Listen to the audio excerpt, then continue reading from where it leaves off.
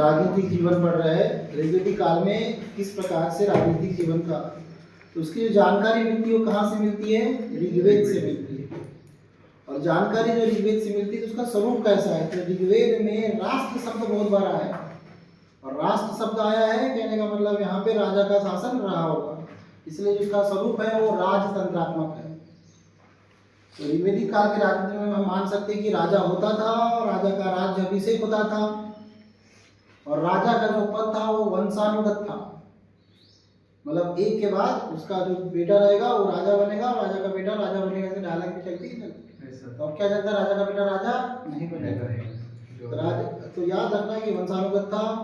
और जो राजा जो थे वो कबीलों के रूप में रहते थे, छोटे छोटे कबीलों के राजा रहते थे। जैसे कि मैंने तुमको बताया था कि भरत कबीले का राजा, कुरु कबीले का राजा, यदु कबीले का राजा। और राजा की कोई स्थायी सेना नहीं थी, यानी राजा के पास कोई स्पेशल कोई स्थायी सेना नहीं थी। यानी अगर मान के चलो कहीं पर युद्ध लड़ाई लड़ना है तो जो भी वयस्क पुरुष होंगे उन वयस्क पुरुषों को, जो मान के चलो एग्जाम्पल के रूप में आप ही लोग वयस्क हो गए हो, तो आप ही लोगों को उठा के फिर जो है वो सेना में अपना तलवार चाकू भाला लेकर आप लोगों को लड़ाई लड़ाने। राजा का पद जो था वो निरंकुश नहीं था, और निरंकुश नहीं होने के पीछे का कारण है कि मान सकते हैं कि राजा के पास कोई टैक्स लेने का अधिकार नहीं था, कोई कर लेने का अधिकार नहीं था। पर राजा एक कर जरूर लेता था, बलि कर। और बलि कर का मतलब होता है, मान के चलो एग्जाम्पल के रूप में आपको राजा से मिलना है तो आपको वो भी स्वैच्छिक करता है, आपकी इच्छा है तो दो, नहीं है तो मत दो। आपकी इच्छा है, आपके घर में मान के चलो भुट्टा हो रहा है तो आपने राजा को जाकर भुट्टा दे दिए, आपके घर में लौकी हो रही तो आपको मिलना था राजा, तो आपने लौकी दे दिए। तो आपको यानी एक स्वैच्छिक करता, राजा अलग से कोई कर नहीं लेता था।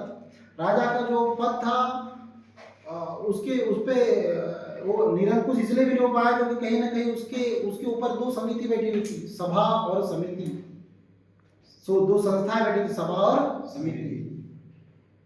अगर मान के चलो कोई राजा निरंकुश है तो समिति को पावर था कि वो राजा को हटाकर दूसरा राजा बना सकती थी। कोई भी फैसले लेना है तो बकायदा जो है वो समिति से पूछ के लिए जाते थे, सभा से पूछ के लिए जाते थे। सभा जो थी वो वरिष्ठ लोगों की संस्था थी, वरिष्ठ लोग मतलब जो कि बड़े बुजुर्ग लोगों की संस्था, और समिति जो थी वो आम नागरिकों की संस्था थी, व्यापारी लोगों की संस्था थी। तो सभा का साइज कम रहेगा, सभा का आकार क्या है? कम रहेगा, कम रहेगा, और जो समिति का जो आकार रहेगा वो ज्यादा रहेगा। राजा के पास ऐसा कोई बहुत बड़ी कबीले छोटे छोटे रहते थे, राजा के पास ऐसा ये भी नहीं मान सकते कि राजा को बहुत बड़ा भूमि रही होगी।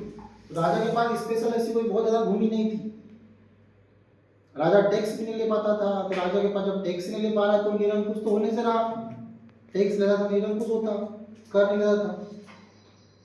तो याद रखना कि जो उसका राजनीतिक जीवन है ऋग्वेदिक काल में, उसकी जानकारी ऋग्वेद से मिली है। इसका जो स्वरूप है वो राजतंत्रात्मक है, ये बिल्कुल तुम याद रखना। राजा जो है उसके ऊपर जो दो संस्थाएं बनी थी, कौन सी? सभा और समिति, बिल्कुल याद रखना। अच्छा, एक सबसे प्राचीन संस्था थी, उसका नाम था विदर्भ, जो इससे भी प्राचीन थी, विदर्भ। तो बाद में वो हट गई, सिर्फ सभा और समिति दो नाम की संस्था।